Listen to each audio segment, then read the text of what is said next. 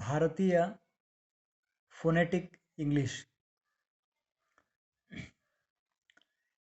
ಸ್ನೇಹಿತರೆ ನಮಸ್ಕಾರ. ತಮಗೆಲ್ಲ ಅಕ್ಷಯ ತೃತೀಯ, ಬಸವ ಜಯಂತಿ ಹಾಗೂ ಶಿವಾಜಿ ಜಯಂತಿಯ ಹಾರ್ದಿಕ ಶುಭಾಶಯಗಳು. ತಾರೀಕು 26 ಏಪ್ರಿಲ್ 2020 ರವಿವಾರ. ನಾನು ನಿಮ್ಮ ಗೆಳೆಯ ಆನಂದ್ ಗರಗ್, ಬೆಳಗಾವಿ, ಕರ್ನಾಟಕ, ಭಾರತದಿಂದ.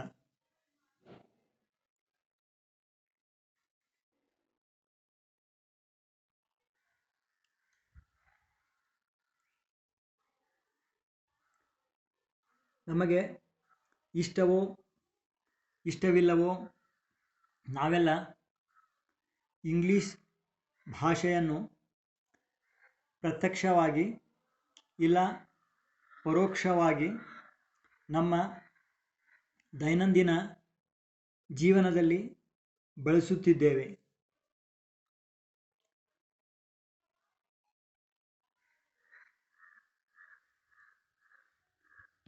ಉದಾಹರಣೆಗೆ, ಆನ್ಲೈನ್ ಫಾರ್ಮ್ ಫಿಲ್ ಮಾಡಲು, ಅರ್ಜಿ ಬರೆಯಲು ಅಂದರೆ ಅಪ್ಲಿಕೇಶನ್ ಬರೆಯಲು, ನಮೂನೆ ಭರ್ತಿ ಮಾಡಲು, ಬಿಸ್ನೆಸ್ ಕರೆಸ್ಪಾಂಡೆನ್ಸ್, ಪತ್ರ ವ್ಯವಹಾರ, ಕಮ್ಯುನಿಕೇಷನ್, ಶಿಕ್ಷಣ, ಎಜುಕೇಷನ್, ಇಂಟರ್ನೆಟ್, ಸಾಫ್ಟ್ವೇರ್ ಇತ್ಯಾದಿ.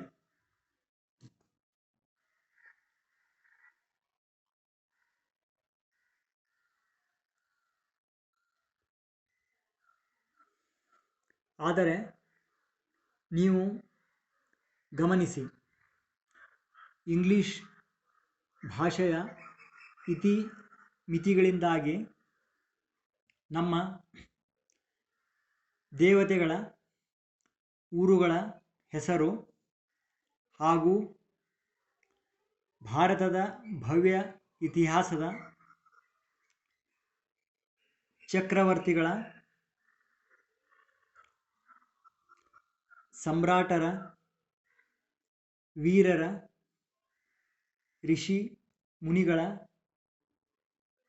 ಸಾಧಕರ, ದೇಶಕ್ಕಾಗಿ ತನ ಮನ ಧನ ಪ್ರಾಣ ತ್ಯಾಗ ಮಾಡಿದವರ ಹೆಸರುಗಳು ತಪ್ಪಾಗಿ ಉಚ್ಚಾರ ಆಗುತ್ತಿವೆ.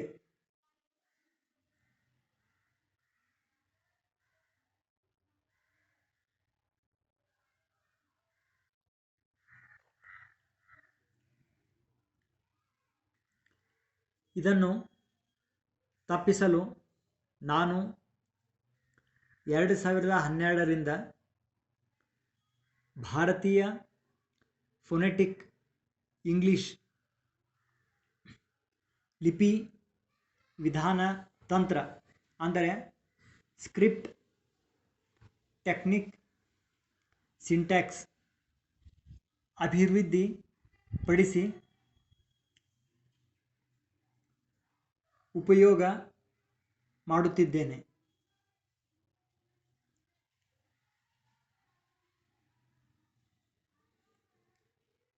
ಈ ತಂತ್ರ ಲಿಪಿ ಇಂಗ್ಲಿಷ್ ಭಾಷೆಯ 26+26 ವರ್ಣಮಾಲೆ ಬಳಸುತ್ತದೆ. ಅಂದರೆ 26+26 ಆಲ್ಫಾಬೆಟ್ಸ್ಗಳನ್ನು ಬಳಸುತ್ತದೆ.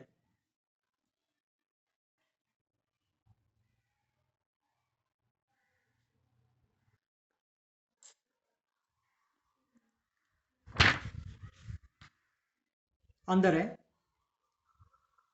26 ಅಪ್ಪರ್ ಕೇಸ್ ಮತ್ತು 26 ಲೋವರ್ ಕೇಸ್. ಅಂದರೆ 26 ಕ್ಯಾಪಿಟಲ್ ಲೆಟರ್ಸ್ಗಳು ಹಾಗೂ 26 ಸ್ಮಾಲ್ ಲೆಟರ್ಸ್ಗಳು ಅಂದರೆ ಲೋವರ್ ಕೇಸ್ ಅಕ್ಷರಗಳೇ ಯೂಸ್ ಆಗುತ್ತವೆ.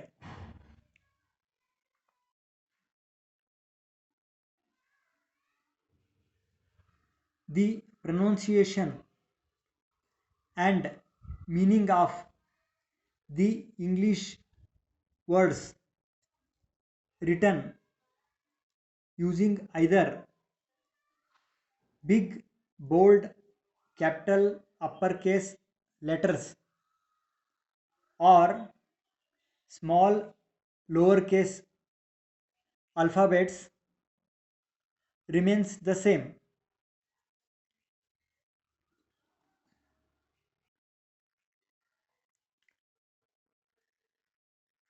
Hence, I use only uppercase, that is big, that is capital letters, bold letters, while writing English, and combination of both lowercase and uppercase alphabets for Bharatiya phonetic English.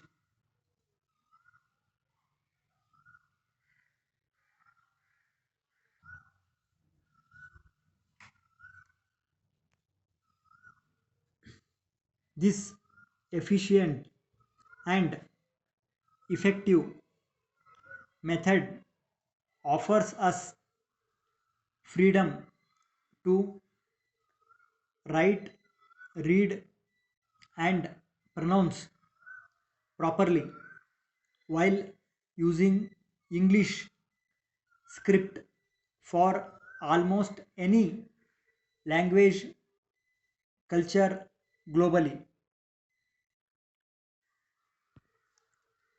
Almost all original Bharatiya languages scripts are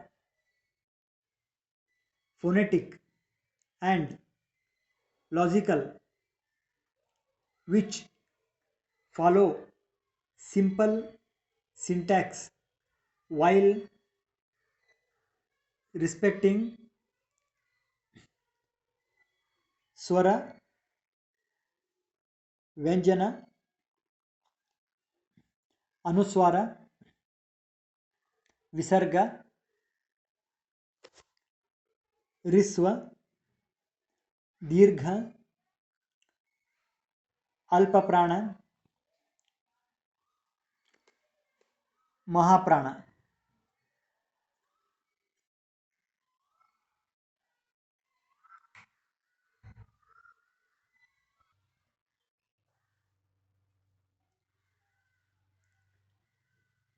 Let us consider few examples how limitation of English script language spoils pronunciation and meaning of words of our language, culture, etc. Here we are trying to write Sri Ganesh using British or textbook English.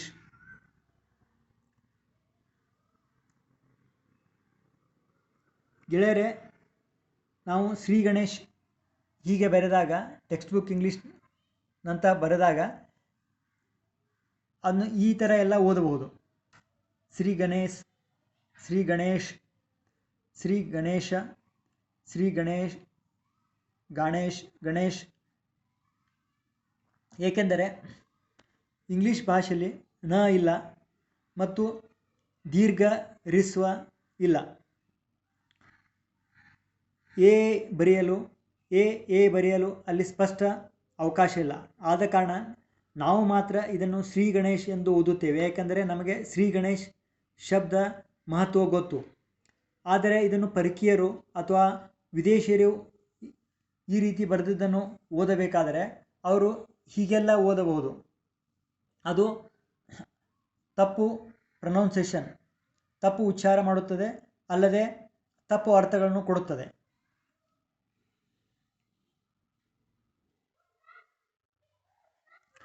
ಗೆಳೆಯರೆ, ಈಗ ಭಾರತೀಯ phonetic ಇಂಗ್ಲೀಷ್ನ ಲಿಪಿ ವಿಧಾನ ತಂತ್ರ ನೋಡೋಣ. ನೀವು ಈಗ ನೋಡುತ್ತಿರುವುದು ಬಹುತೇಕ ಭಾರತೀಯ ಭಾಷೆಯಲ್ಲಿರುವ ವರ್ಣಮಾಲೆಗಳು, ಅಂದರೆ ಆಲ್ಫಾಬೆಟ್ಸ್. ಅದರಲ್ಲಿ ಸ್ವರಗಳು ಮತ್ತು ವ್ಯಂಜನಗಳು. ಮೊದಲು ಸ್ವರಗಳನ್ನು ನೋಡೋಣ.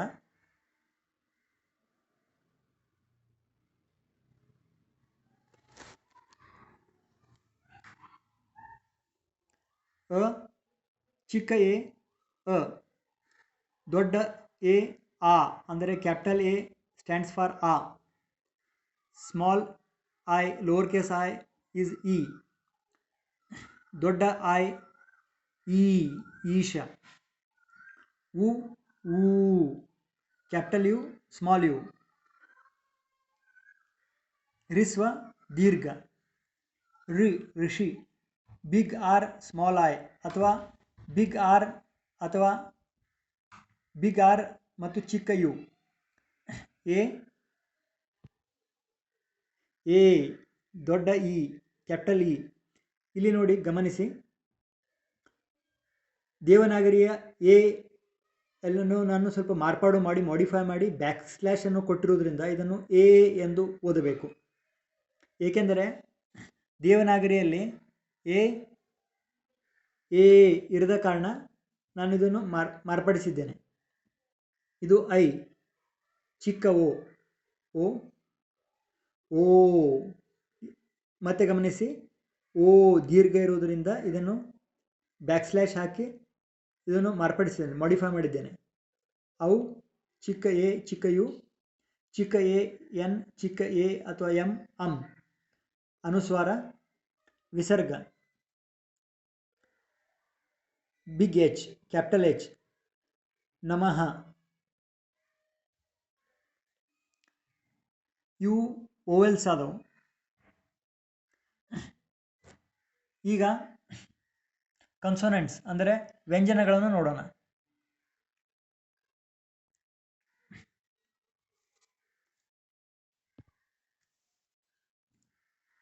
ಚಿಕ್ಕ K, small K, lower case ಕ. ಅಲ್ಪ ಪ್ರಾಣ, ಮಹಾಪ್ರಾಣ ಖ. ಖಡ್ಗ. ಗ, ಗಣಪತಿ ಚಿಕ್ಕ ಜಿ. ಘ, ङ.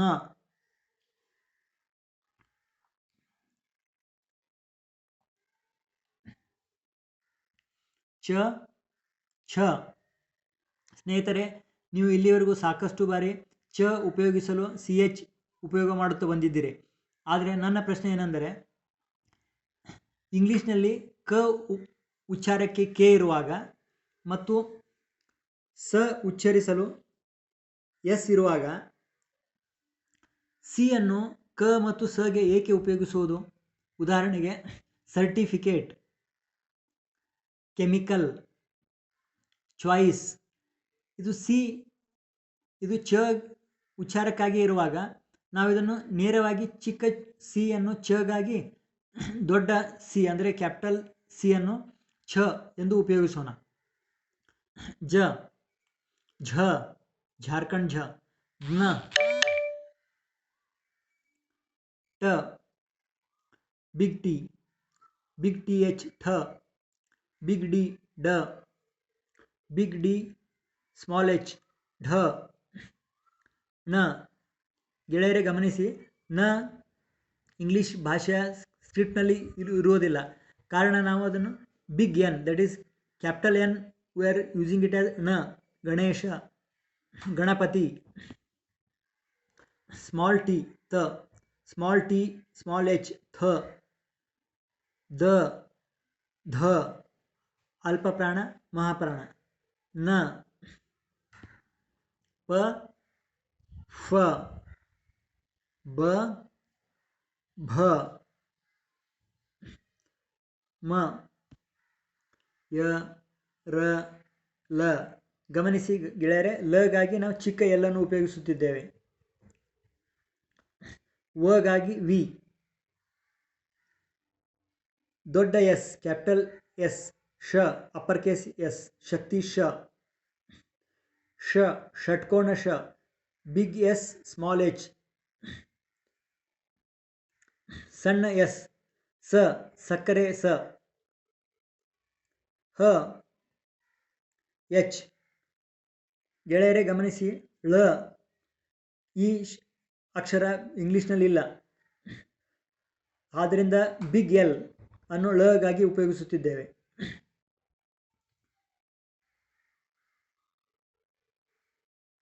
ಈಗ ಒಂದೆರಡು ಸಂಯುಕ್ತಾಕ್ಷರಗಳನ್ನು ನೋಡೋಣ. Big X H, small H ಕ್ಷ ಕ್ಷಮತೆ, ಸಕ್ಷಮ, ಕ್ಸ ಕಗೆ ಸದ ಒತ್ತು, ಚಿಕ್ಕ ಎಕ್ಸ್ ಮಿಕ್ಸ್, ಬಿಗ್ ಎಕ್ಸ್ ಕಗೆ ಶದ ಒತ್ತು, ಶಕ್ತಿ ಶದ ಒತ್ತು. ಇದನ್ನು ಕೆಲವರು ಈ ರೀತಿಯಾಗಿ ಉಪಯೋಗಿಸುತ್ತಾರೆ, ಶದ ಒತ್ತು. ಆದರೆ ಇದರಿಂದಾಗಿ ಶ ಮತ್ತು ಯ ಕನ್ಫ್ಯೂಷನ್ ಸ್ಟಾರ್ಟ್ ಆಗ್ತದೆ. ಆದ ಕಾರಣ ನಾವು ಕ ಮತ್ತು ಶ ಉಪಯೋಗಿಸುತ್ತೇವೆ.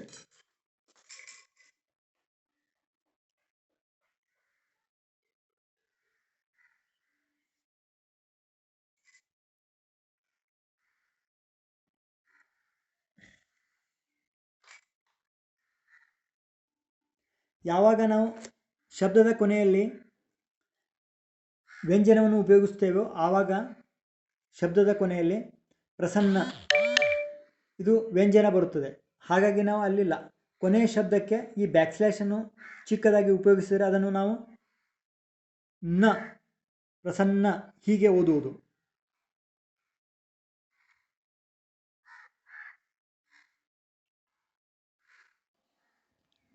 ಸ್ನೇಹಿತರೆ,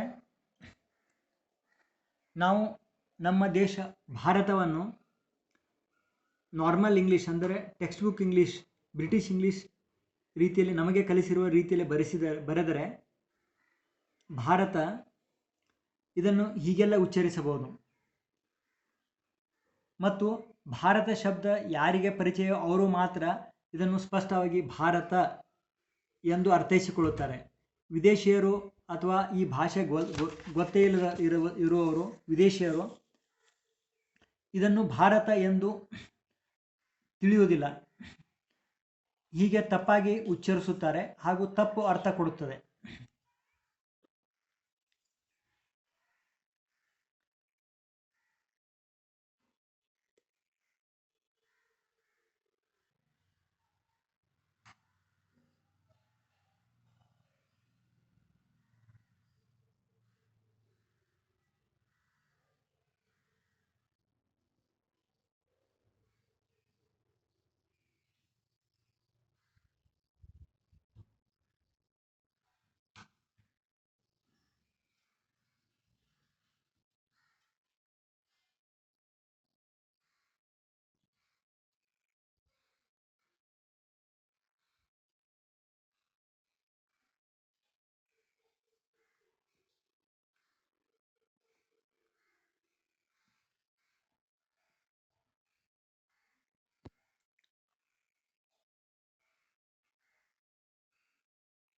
ಸ್ನೇಹಿತರೆ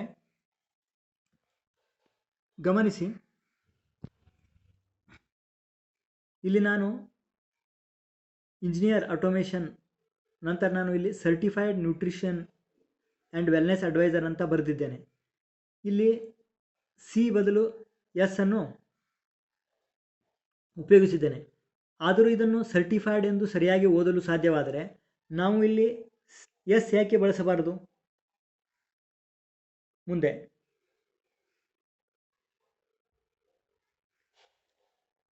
convert your spare time into extra income ಎಂದು ಬರೆದಿದ್ದೇನೆ. ಇಲ್ಲಿ ಕೆಳಗಡೆ ಫೈನಾನ್ಷಿಯಲ್ ಫ್ರೀಡಮ್ ಎಂದು ಬರೆದಿದ್ದೇನೆ. ಇಲ್ಲಿ ಸಿ ಬದಲು ಕೆ ಉಪಯೋಗಿಸಿದ್ದೇನೆ, ಫೋನೆಟಿಕ್ ತರಹ. ಇದರ ಪ್ರೊನೌನ್ಸಿಯೇಷನ್ ಆಗಲಿ ಅರ್ಥವಾಗಲಿ ಕೆಡುವುದಿಲ್ಲ. ಹಾಗಾದರೆ ನಾವು ಸಿ ಏಕೆ ಉಪಯೋಗಿಸಬೇಕು? ಇಲ್ಲಿ ನೋಡಿ, ಯುವರ್, ಎಕ್ಸ್ಟ್ರಾ, ಇನ್ಕಮ್, ಸಿ ಬದಲು ಕೆ. ಏಕೆಂದರೆ ಕೆ ಉಚ್ಚಾರಕ್ಕಾಗಿ ಸ್ಪಷ್ಟವಾಗಿ ಕೆ ಅಲ್ಫಾಬೆಟ್ ಇದೆ ಮತ್ತು ಸ ಉಪಯೋಗಿಸಕ್ಕಾಗಿ ಸ ಶ ಉಪಯೋಗಕ್ಕಾಗಿ ಎಸ್ ಅಕ್ಷರ ಇದೆ. ಹಾಗಾದಾಗ ಸಿ ಇಲ್ಲೇಕೆ ಉಪಯೋಗ ಮಾಡಬೇಕು? ಇಲ್ಲಿಯೂ ಸಿ ಯೂಸ್ ಮಾಡಿಲ್ಲ.